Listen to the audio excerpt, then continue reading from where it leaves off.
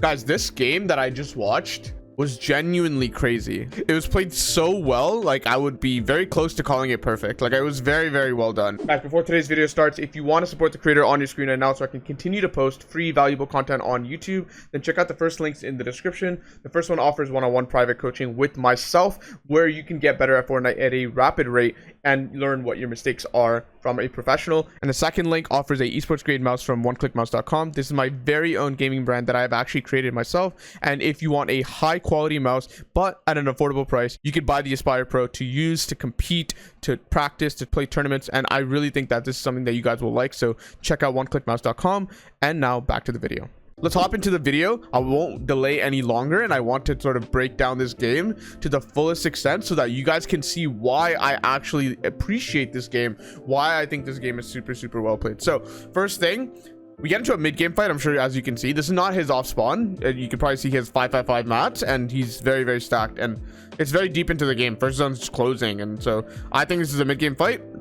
Let's take a look at what he does. You guys have been paying attention. How much has Malibuca hit the enemy for? And so this is one of the points that I was making before. So Malibuca cracked the enemy, agreed? Now look at his HP. It's 111. And in my personal opinion, a lot of people would absolutely love to heal here. They'd be like, oh, I'm just gonna spam 4 splashes and stuff. But you guys honestly need to either fix your peeking and be extremely good at it so that you feel confident to push this guy, because you're not so low that you should be scared of a third party. And what do you think the opponent's going to be doing if you heal right now, right? So essentially, you have to understand, you're trading heals. You're trading heals. If you heal right now, if you stop to heal, then so will the enemy. The enemy has healed. That's why he's trying to run away from you. And so if you're in this situation where you're both low, don't sort of pause, heal, and then fight again. That's just griefing each other, right? And if you play in a way where you heal and the enemy heals, you're going to be in a situation where you're just both going to be scuffed. And so whoever the winner of the fight is not going to have any loot anyways, right? So that's why Malibuca in this case, yes, he does have an HP advantage, but it's so minimal because he's basically cracked himself. Now, the key thing is, why does he feel comfortable doing so? Number one, he's good at peaks, okay? That's why he feels comfortable. He's confident in his own abilities to successfully win the next trade. Regardless, my point that I'm trying to make is the concept of you guys are both low, continue to fight. The only time you should necessarily like do that is maybe you can get like a splash off for free or something like that. But because like, look how Malibuca is playing. Ending a fight quickly has to be one of the most important things in solos, and that's why your guys' mid game is horrible, right? It's because you're getting yourself scuffed, right? And so when I say play placement, I'm not necessarily saying go sit in the bush, do nothing. I'm saying do the right things in fights. Simple concept here: as you're falling, you try to take the wall. Doesn't get it, that's okay. This guy places a stare, which is usually body language or signals that you're gonna edit out, like left, back, or right. Like you're gonna pick a direction and edit out, and try to make another box so you feel more comfortable in the defensive. And that's why Malibuca hops up and tries to claim something else, right? He's actually just smacking on the side. I think he hit this guy beforehand. Actually, this guy got beamed by someone else, so he knows this guy's hurt, which is why he feels comfortable doing this. Like if Malibuca gets coned right now in this situation, he's not that angry. Like look at his HP. His HP is pretty healthy, and this guy's pretty low on HP, and Malibuca wants to fight that. So that's why he's not really worried about being coned. This is a little surprise at it. They trade pretty evenly. I think they trade quite literally the same damage. He kegs while fighting, so that's pretty cool. What this allows you to do is to actually pressure your enemy while healing, which is a mechanic that is not available in any other item, believe it or not, right? So key thing, number one, don't throw the keg in any one of these corners, right? Why? Because kegs can go through builds, right? And so kegs can go through builds. You don't want to be sharing the keg with your enemy. That's not a good thing to do. If you're both healing at the same range, it's like it's not benefiting you at all. So he throws it in the back corner, so it's only going to heal him and it's not going to heal the enemy. So you'll see how hesitant he is at times. This is a very, very, very common scenario that a lot of people mess up. So I have this theory, right? I've talked about it a lot on my channel. When you go for a pressure, always have what I call, you know, it's a term that I coined, but you can call it anything, a safety or some sort of plan B, a safety net, right? And in most cases it will be a reset, right? Some sort of reset plus hold, right? So like after, in this specific case, what do you think it is? It's the floor, right? When this guy edits, he has what's called gun swap delay, meaning it's going to take approximately, I don't actually know what the time is, but approximately half a second to pull out your gun. right? And so because of that, because you have to pull out your gun after any sort of edit, right? So that's what the enemy's going through right now. Malibuca in this specific case can reset the floor during that time window, and so that's what he should do. You are completely safe as long as you can react fast enough, and honestly, with some practice, not even a lot, some practice, you should be getting this down, right? So the way I sort of suggest to my students, like the way I sort of get them in the habit of doing this, is I tell them, whenever you're smacking on something, ask yourself two things, okay? Number one, do you have a safety? Because sometimes you're in a situation where you're smacking on something and you don't even have the option to reset something. Okay, so fix that first if that's an issue. Second thing, mentally, you should be having a conversation with yourself. When he edits, I am going to reset, right? If you don't have that in your brain when you're smacking on something, you're not going to reset in time. It's not like a reaction time test where you're like, you know, one of those websites where you go to like a traffic light and then as soon as it goes green, you click, right? It's not like that. What's really happening here is that you need to preset that response in your brain. You need to be ready with the right response. Like, when I see this, I'm going to do this, because it's not actually a hard reaction time test. In my personal opinion, if I had to estimate, gun swap delay is like half a second, right? It's very easy to react to. The problem is people don't have the sort of premeditated response in their head. So they're smacking and they're thinking, I'm going to get the stair, I'm going to replace it. But like, you're not thinking the right way. Like that part should already be automated. You should be thinking, what's my plan B if something goes wrong? And so that's the mindset you should be in box fighting. Try it out in practice, and I honestly think you'll be very surprised how easy things become. Okay, so pretty long rant there, but you see, I personally think that's the response you should have on almost every case. Okay, really good cone. He's paying attention to him. As soon as he looks away, he opens. Notice the angle that Malibuca takes. So a lot of people struggle here. They don't find it easy. Okay, so this is a little bit sloppy and kind of rushed, what he does right here, right?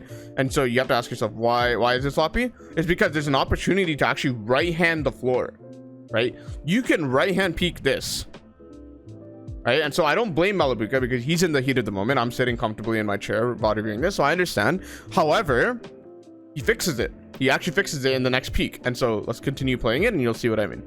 Right, and so that's what's really impressive, is he finds this nice right hand peek at a later point in the fight. Right here, it's not a good angle, so he just resets it. He just cones the box because he doesn't want the enemy going anywhere.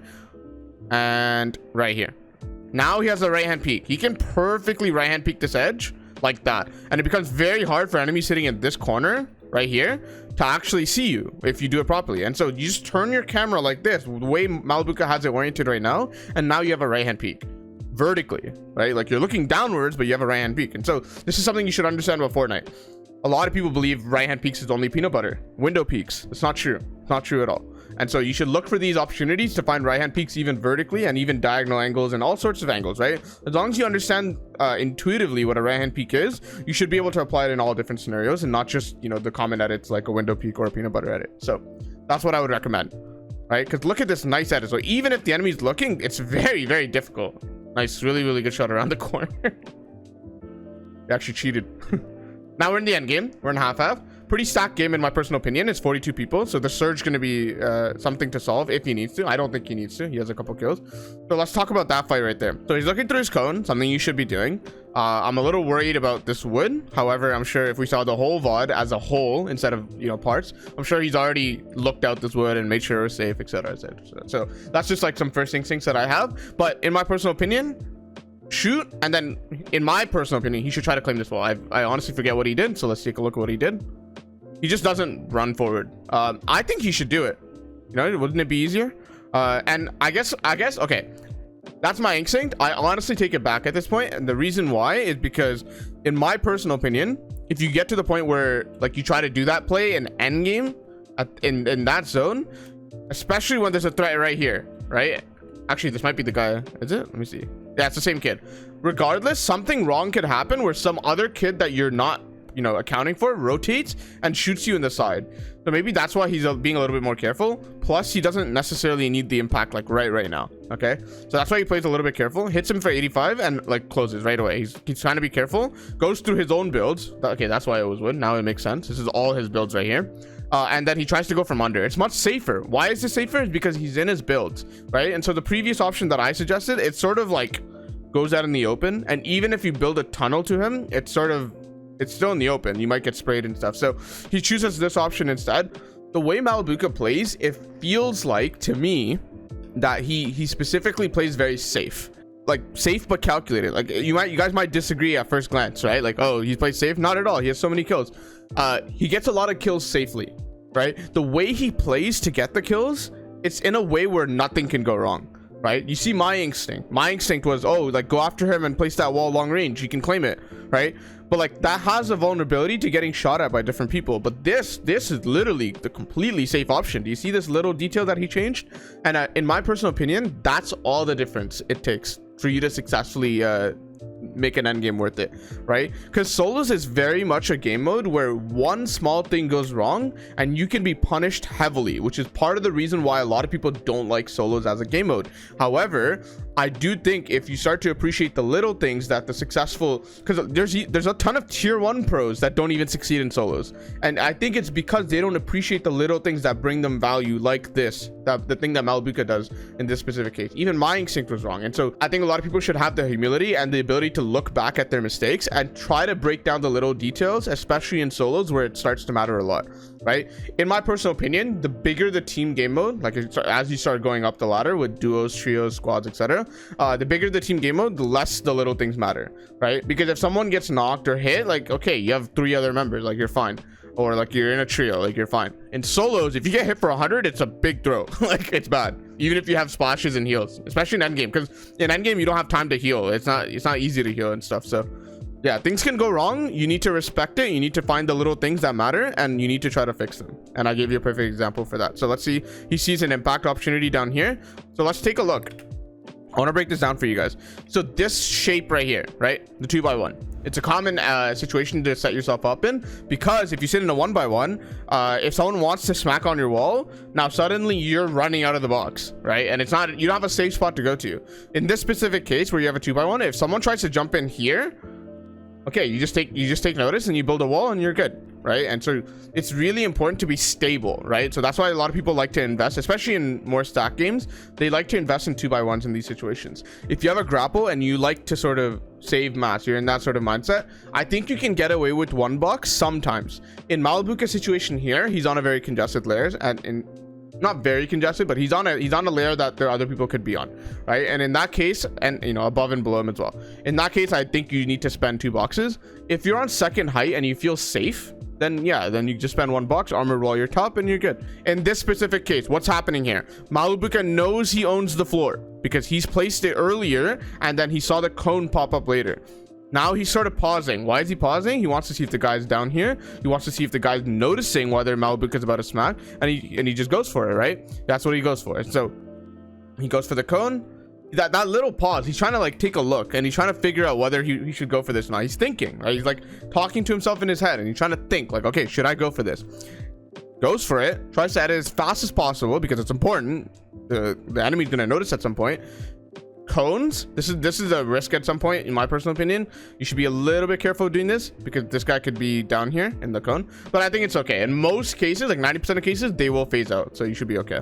What Vico does, and you might have seen this in one of my older videos last week, he actually places a stair and edits the stair, but it requires a lot of mechanical input, and in laggy lobbies it's very difficult to actually do that. So just make it easier for yourself. Try not to like overcomplicate things. Triple dinks this kid. It's easy impact. Good reset. Perfect example of the fact that like if someone edits on you, you can reset faster than they can shoot, so just use it. Always be in a situation where you have that safety option or plan B, because then as long as you react fast enough, you should be okay. Okay, I'm so shocked he's like going for this. I think it's because he wants to claim the loot. These are all his builds, so he's not worried, right? He's taking his time. Why can he take his time here, guys? Like a lot of people would be very scared in this situation, like, oh my god, I'm backstorm, I'm gonna die, I'm gonna get held, right? You have a grappler, you're fine, right? You should be okay.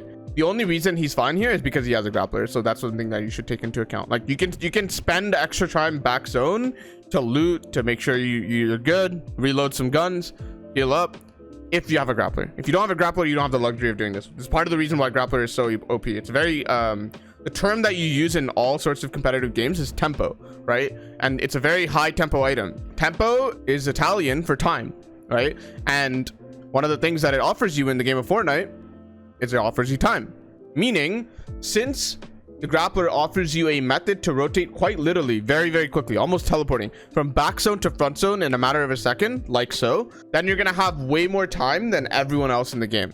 So you can do extra things, right? You can take your time, you can reload, you can heal, like I said before. So that's what he does. He stays back storm, he staggers a little bit. He wants to make sure he picks up all the mats and things like that. And so he's going to rotate forward.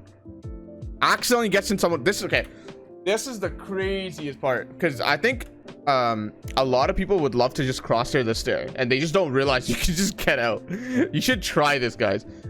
Like, I think there's other situations I saw in this VOD where like he was in a box with someone for like 5 seconds, and instead of fighting back, he broke out, and it was like really long. It was 5 seconds. It was crazy. Maybe it's this game, maybe it's a different game, but it was really, really crazy. What language does Malibuca speak? I don't know where he's from, honestly.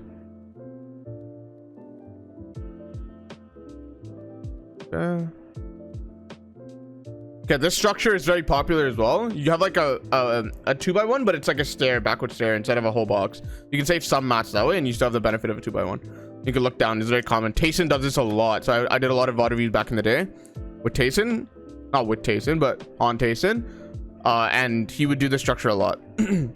This part literally confuses me a lot. I've watched this and I didn't understand it.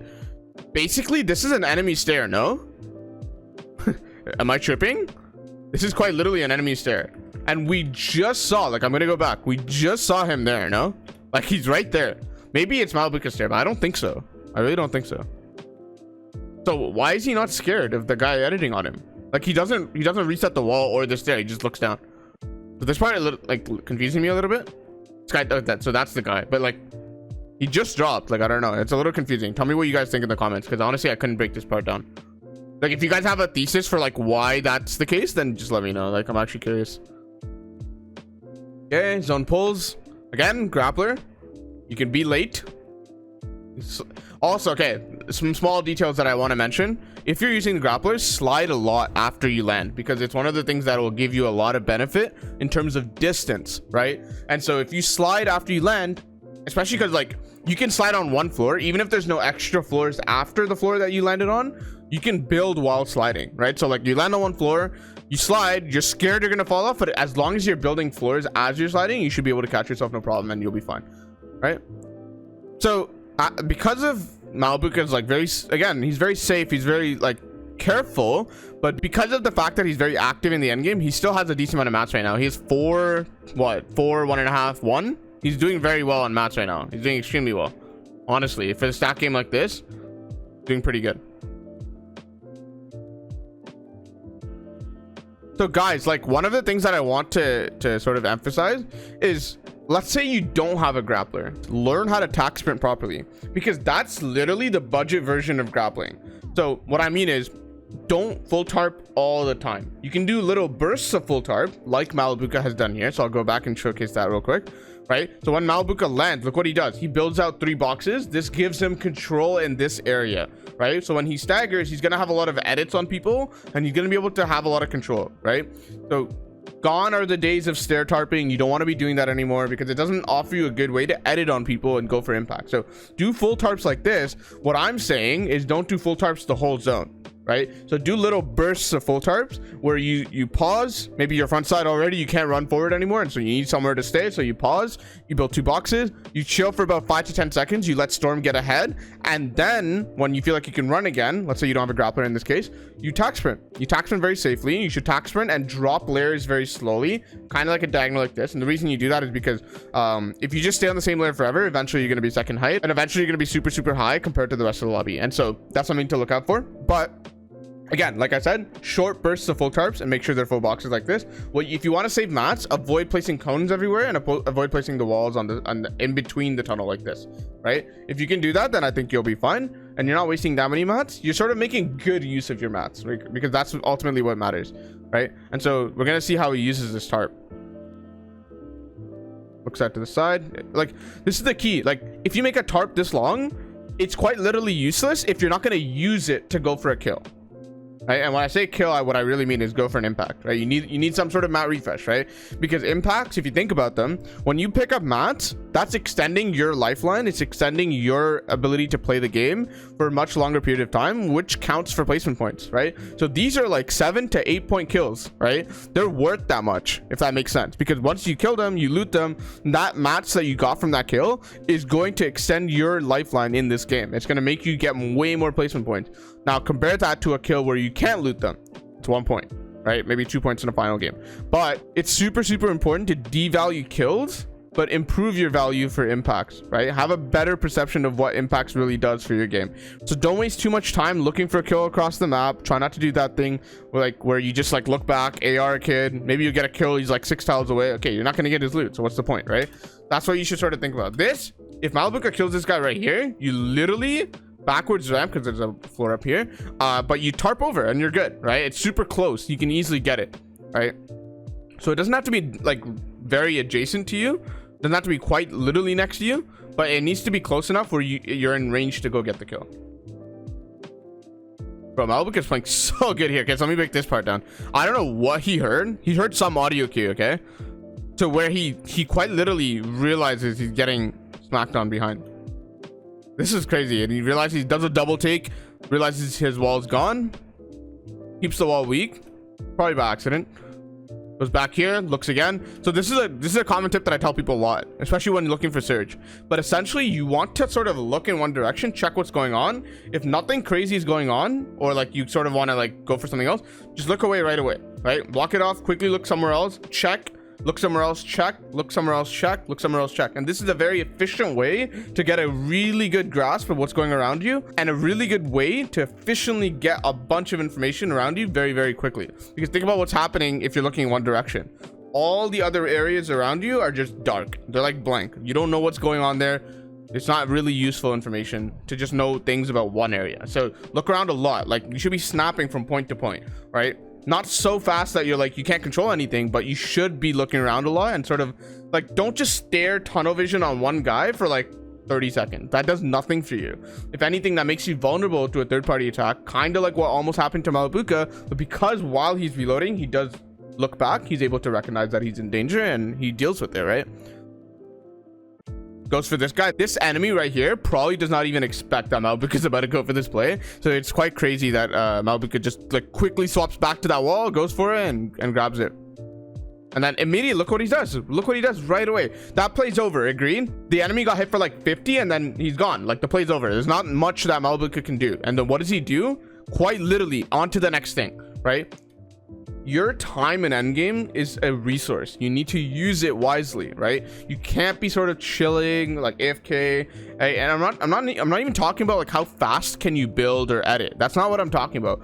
How fast can you make plays? How many plays can you go for? How many plays can you come up with? These are the things that Malibuca is very good at. And the reason is because he's like, when a play's over, he recognizes it immediately and then goes right on to the next one, right? Don't sort of waste time trying to go for the same kill. Again, short bursts of long tarps, right? Because this is a really good way to control the area around you, right? Plays over, agreed? Like there's not much you can do. You're not like, guys, it doesn't make sense for you to go for this floor. No, the guy's not standing on it. You have no other information about the person itself, right? And it just doesn't make sense. Like, okay, plays over, move on. You looked, that's good on you, because there could have been an opportunity there. But the more time you actually spend on this person right here is time that could have been spent on someone else. And so we must ask ourselves, I personally think it's just better straight up to just go for someone else. And that's exactly what Malibuca does. His ability to perceive whether it plays over is very accurate, in my personal opinion. Let's say in an alternate universe, okay, that this play was still happening, the one that we just saw earlier, right? Malibuca was still going after that floor above him and he's still fighting that. This window of opportunity would have been gone completely and we would have completely missed out on this impact, right? He sees these mats, harpoons it, and he's good. Got hit for like 30, it's fine. That guy got cracked. But like, this is how you should play solos, guys. And honestly, if you're a fragger in your duo, this lesson applies very well in duos as well. Like, stop looking at one thing and look everywhere. Understand when a play's done and move on. So the reason why this relates to surge, so let's say you're in first zone or second zone and you're on top of a hill looking down on everyone and you're going for surge. Let's say that, okay? This is a scenario I just made up, but it's very common. This is something that people do all the time. Let's say that's the case and you are looking for surge. You shoot at one person, you get 2 tags, and then they build. Why are we continuously looking at them over and over? The play's over. Like, he's not, especially if he's a good player, he's not gonna peek again. Stop looking at him for just 5 seconds. Look west. There's another kid there that you wouldn't have noticed if you didn't stop looking at the first kid. Shoot him, and then after like 5 to 10 seconds have passed, if you go back to the first guy, chances are he's become a little bit complacent, and chances are you're going to be able to tag him again. But stop like staring at him over and over. And especially if you just tag the guy, it's probably at the state where he's like most careful. Like, he's not going to let himself slip, he's not going to make a mistake, and he's going to build very well. He might even build a box. So why are we staring at someone that has a box? You know what I mean? The play's over. Essentially, same concept applies in endgame, and this is what Malibuca does extremely well. When the play's over, stop wasting time. Move on to the next play, because chances are, if you don't move on to the next play, you'll be missing opportunities that you didn't even know you had.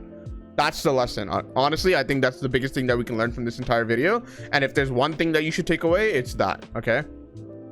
It's one of the things that I've been telling people to do, but honestly, I've not been wording it as well as I have in this video. It's a really good showcase that Malibuca does this, because it's very well done. It's very, very well done. Huge impact with 0 effort because of the fact that he's paying attention. Essentially, everywhere he looks has very, very high return. Does that make sense? Like, he's never looking somewhere that's not going to give him a high return on his time. Okay, again, he builds a little bit of a full tarp. Doesn't block his left because there's no one there, so he's not worried. Tries to pressure the guy above him, plays kind of over, right? And also the guy's very careful and aware, so therefore we should move on from this person. He's obviously playing pretty well, and so we'd probably be better off playing against a different player. Let's swap it out, right? This guy's probably not going to make a mistake, and also we don't have information on the guy above us, meaning worst case scenario, he's 200 HP. We don't know. We don't have information unless we literally hit him once and he's white. Okay, then we're good. But in this case, we don't have info, so we should move on. That's what Malibuca does. He plays defense now. Like, he's not interested because the other guy's like playing aggro now, and like you could be 200 HP. He just heals up, plays defense, and honestly, I just prefer to fight someone else, right? This guy's playing a little bit too careful. Chances are, if they're playing that careful, guys, chances are they're stacked on mats, and that's sort of counterintuitive, but like, you know, wouldn't you want to kill someone that has a lot of mats? Against a good player, probably not, because they'll be playing much more careful than usual, and you won't be able to actually get any meaningful hits on them. So I'm not trying to say that you should sort of assume anything out of that. Oh, he has 600 mats because he's playing this way. That's not what I'm trying to say. What I'm trying to say is, okay, he's playing really passively, and he's playing very carefully. He's peeking everything. He's not playing sort of in a dumb way. Let's just move on from this guy. Go find someone else. This is way too much of a hard impact. This is a difficult impact. It'll probably take me 2 minutes to kill this kid. Not worth it. You don't have 2 minutes in endgame. All right, so just move on. Play defense and run away. All right, so you can do this in mid game too. So if someone's being really, really careful or passive or playing well in general, right? You feel like he's playing well. Okay, leave it. Okay, so this part, I'm sure you guys are paying attention watching the video. This is crazy. So he chops him out, right? Originally he chops him out. I'll go back just in case you weren't watching. Chops him out, right? Because he realizes that this guy's in wood, and chances are he doesn't have a lot of mats, right? And he's also single building wood. That's another sign, right? And so one of the things that you can see on height is okay, he's building wood, easy chop out, right? So that's what Malibuca does. Chops him out, hits him 20 midair. Pretty good habit from pro players to do is to just shoot shotgun midair, because there is a time window when they can't really build that easily, and so you can shoot. You know, they're on the way down and they can't connect easily, so super easy. And then chops out everything. And so this is a common trait of pro players that I've seen that a lot of people don't have, including myself. I actually struggle with this a lot. So the ability to understand what you need to chop in order to make things fall. And in this case, he knows exactly that he just needs to chop his builds and that it's not connected back here. How does he know it's not connected back here? Because he just shot it out. He's good, right? And the guy fell and connected to Malibuca's build. As long as Malibuca just cuts his builds on one layer, he's good. And he's completely fine, right? Chops it out, everything's falling, one pumps him. This is where it starts to get crazy, okay? Like, this is where I genuinely feel like it starts to become insane usage of Grappler. Absolutely crazy, right? That was the craziest thing I've ever seen. And then double ding, easy kill. Like, these impacts are so needed, right? Like, it's very necessary. The whole thing, the whole height retake is just absolutely crazy. Really good stare there, easy pre-fire, insane crosshair placement, and it's just crazy, man. No, the first time I saw this, I was genuinely impressed.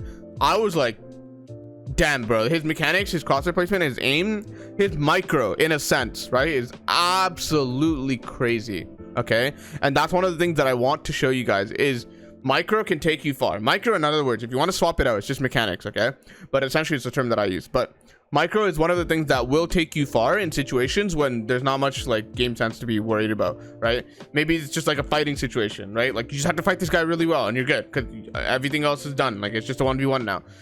It can take you far, right? Because if you think about it, getting that last kill is a 6-point kill, right? Because a victory royale is 5 points, it's 5 extra points, and then the kill itself was 1 point. So having good mechanics goes a long way. So train it every day. One of the things that you have to learn about mechanics in general is it's like going to the gym. You have to do it consistently. Try not to do it over like a short period of time. You play 6 hours in one day and then do nothing for the next 6 days. Not a good formula. Play consistently each and every day. And in my opinion, from what I've seen from myself and other players, this is a way to get really good mechanics, is to be consistent. Even if you're doing 30 minutes a day, that's fine. Be consistent. Do not miss a day, especially if you're doing 30 minutes. Thank you guys so much for watching this video. I really hope you guys enjoyed this game and all the breakdowns that I've done. Especially with this video, I've gone a little bit more advanced, which I'm starting to do on this channel because we've sort of exhausted the basic topics. Obviously, there's still more basic topics to go through, so I will continue to do that because honestly, in a game like Fortnite and in any esport in general, it's always good to master the basics, in other words, the fundamentals, and really make sure you have that nailed down before moving on to anything advanced or niche, right? Really have the fundamentals nailed, and honestly, that's the biggest thing that you'll have value from, right? Peaks is a perfect example of that. But anyways, thank you guys for watching this video. I'll see you guys on the next one.